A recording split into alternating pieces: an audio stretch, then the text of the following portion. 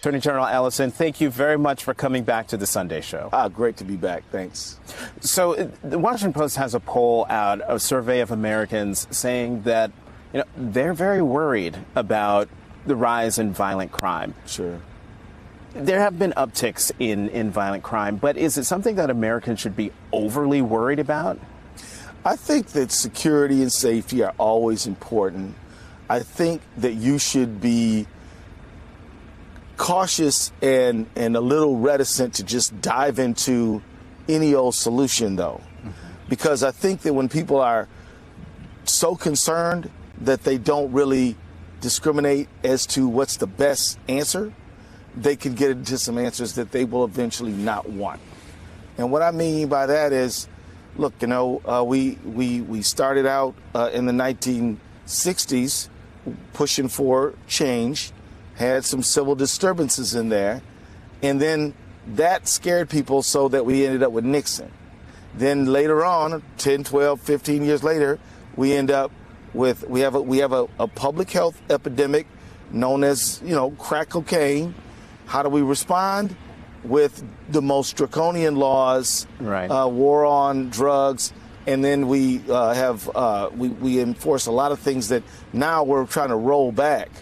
And that response is very different when people were hooked on and are hooked on opioids. Which is getting a relatively more compassionate response, which is appropriate.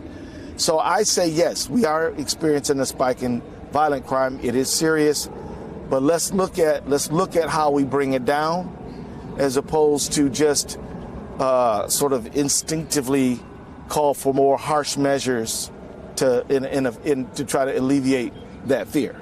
Well, Attorney General, though, there are a lot of people who sort of try to make this connection between the murder of George Floyd, the Black Lives Matter demonstrations, the mantra of defund the police, just people taking the simplistic meaning of that, and then connecting that to the rise in crime, violent crime. Right. Do you see that connection? Is that a true connection? That is wrong. And it is politically opportunistic. Here's the thing. If the violent crime is associated with anything, it is associated with the pandemic. We know that all kinds of abuses are associated with the psychosocial reaction to the pandemic. We know that opioid abuse is up, alcohol abuse is up, domestic violence within homes is up, and people in the streets are they're unemployed. There's a lot of stress around housing issues. And we know that people sometimes lash out desperately whenever there's a heightened amount of stress and unemployment and economic issues. Mm-hmm. I think that if we respond with a strong summer jobs program, that if we respond to some community-led violence intervention, like groups like Mad Dads, His Works United, Ceasefire, Chicago, these community-led interventions, we can arrest this spike in violent crime without having that draconian response that historically we have seen. So it sounds like, given what you just said in that last answer, what President Biden proposed in his speech on crime is something that you think is the right way to go. It's informed. It's well informed by data, and it's designed to create a higher level of safety. Whereas other proposals, I don't know if they're concerned about safety as much as they are just wanting to have a harsh reaction against people they view to be unlike themselves. In other words, people of color. Mm-hmm. You wrote an op-ed for the Washington Post where you called for a lot of things to deal with police reform. Yep. Key among them is passage of the George Floyd Justice in Policing Act. Absolutely. When you and I talked on Washington Post Live, you basically said, don't make the perfect the enemy of the good. I did say that. So where do you think things are right now? Here we are in July, and it still has there was an announcement of a framework, but no one's seen it. Why do you think it's taking so long? Here's what I'm hearing. I'll tell you what I'm hearing. Because, I used to be in Congress for 12 years, so I check in with my friends on Capitol Hill. I'm hearing that as the protest energy has dissipated, the level of urgency has dissipated. And I'm hearing that a lot of the organizations, fraternal order police groups, are opposing. And I'm hearing that the combination of the upsurge from the right and the mellowing of the other side is allowing people to stall. And so I know that Congressman Clyburn is very concerned. He's trying to pull some things out. I think what the average citizen could do is to say, no, we still want police reform. The average citizen can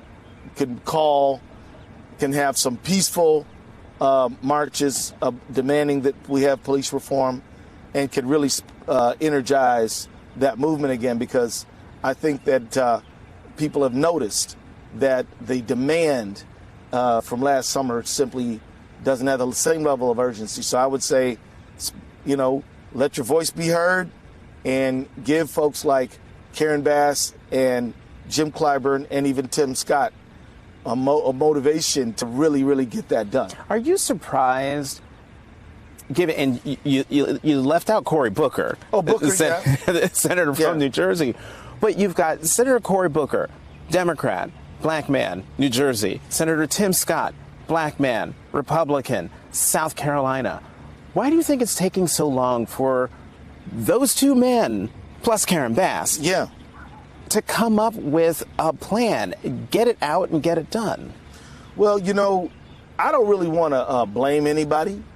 I will say that it is important for Tim Scott to understand that this needs to get done. It is important. I don't think I need to convince Cory Booker it needs to be done. I think Cory knows that. Karen Bass for sure knows that. But I think that Tim needs to understand that he has been given a historic opportunity to do great good for people, and that it's not an opportunity he wants to drag his feet on. People will recognize you not just because of your tenure in Congress, but also because you were the person who was tasked with bringing together the team that got the guilty verdict against Derek Chauvin. Right. Now that the sentencing has passed 22 and a half years, you satisfied with that result? Jonathan, I'm glad you asked that, because the word satisfied, I can't really get my arms around. George Floyd is gone, and he's not coming back. The only thing we could do is try to prevent further victims. And that means that, the 22 and a half, I'm not going to appeal the sentence. But it's cold comfort for the family. And I'll also say that I am a little concerned about some of the things that were said in the sentencing memo, because I think that the children were traumatized. And the judge very correctly said that there was particular cruelty to George Floyd. I think the judge was right. The judge said that Derek Chauvin abused his position of authority. I think that's right.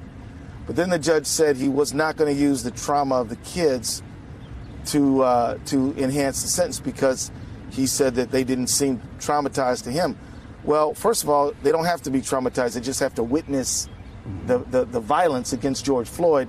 But secondly, I think they were traumatized, and that was shown by the tears on the stand. So that's something that, in terms of the analysis, that I wish were different. But I'm not going to argue about the time. You mentioned earlier something about further victims, and of course my mind immediately went to Daunte Wright. Oh my goodness, yeah. Correct me if I'm wrong. Are you charged with moving that case along as well? Yes. The same as with George Floyd? Yes, sir. Where are things? Well, we have a trial date of December 6th. It's important for me to be careful here because the defendant, Kim Parter, is still awaiting trial. She is presumed innocent. We have the burden of proof beyond a reasonable doubt. And so for me to say much of anything might influence the jury. So I'm going to just say that we believe in the charges that are filed. We're reviewing the case, and we're getting ready for that December 6th trial date. Mm-hmm. On this July 4th weekend, I guess it would be malpractice if I didn't ask you this question. On America's birthday, could you just tell me, what does America mean to you? You know, America is like a. I have love for my country. I stand with my nation. I'm proud of it. But I also understand that something my mom used to say, you don't love folks because they're perfect. And so my love for my country is with full knowledge of 250 years of slavery, 100 years of Jim Crow, and societal disparities to this very second. It's full knowledge of all that. But, you know, I'm proud that my country has, you know, within itself gotten rid of slavery. No foreign power came to end slavery in America, you know, and is right now holding, you know, armed actors of the state, law enforcement, responsible for their actions, which is another good development. But it's always been a tug of war, man.